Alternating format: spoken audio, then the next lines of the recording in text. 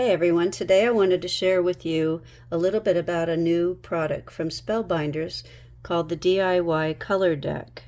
And inside there are 52 cards and that are photos of different artworks.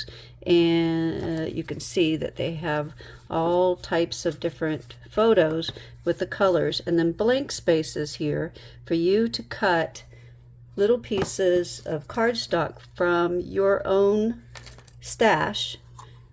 There's a little 1-inch tool that you can use that unlocks, and then you can cut from your own cardstock and find colors from your cardstock that you believe go well with the picture.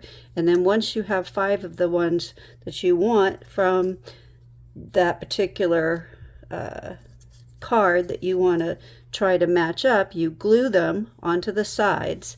And they, like I said, on the backs there's also a lot of different teaching strategies, like the rule of thirds, about placing your focal points. There's facts about the color wheel, suggestions about complementary colors, rhythm, sentiment, all kinds of different use of pastel colors, different artist tips that are on the cards. Then what I did is I started exploring and going through my cardstock and finding colors that went with the photo and cutting them out and putting them on so that I would then have inspiration for some future cards.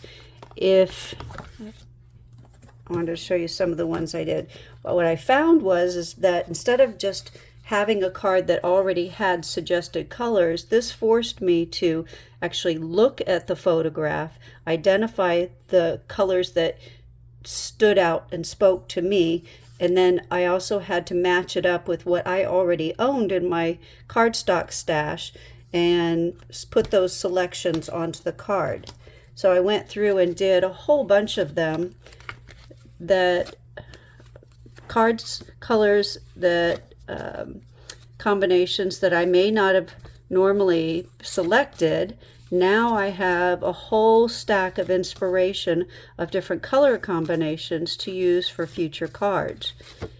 And so colors that I don't use a lot of browns, so something like that is good for me, to help encourage me to go outside my comfort zone and to use colors that I wouldn't normally pick up.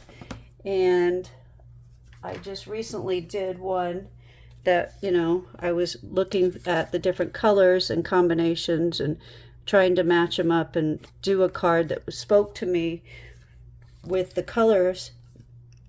And I really like this product. I only drawback, I think, is that I wish there were more than 52 of them in the set, because this will keep me busy for a while, but it's always good to have more options. And the little, like I said, the punch that they have, the 1-inch punch, was really nice for when you cutting out your little sample colors, and then when you attach them, the only thing to be careful is to make sure is when you're attaching them, you start in the somewhere the center or one end, and you keep it really tight, the pieces together, because they fit exactly onto the card. And so you have to make sure you just keep them tight together. I think on my first one I started and I wasn't keeping the spaces real tight, and on the last one I had to trim it just a tiny bit, which is not a big deal, but I kind of learned from my own mistake of what to do in the future. But I also, like I said, enjoyed reading the backs of all the cards, talking about symmetry, talking about different information. There was one, colors, and there was another one. What was it? Secondary colors, the purple paradox, using color balance. They give you strategies about your focus of your center, the use of white space.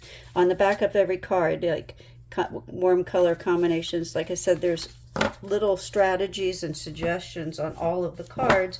Plus, you have 52 cards of inspiration and color that are really great for a card maker or artist when you are stuck looking for some combinations that you haven't tried before, and to push you to go outside of your comfort range.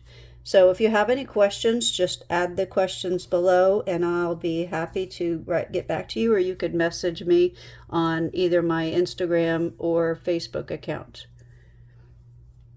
That's all for today. Happy crafting!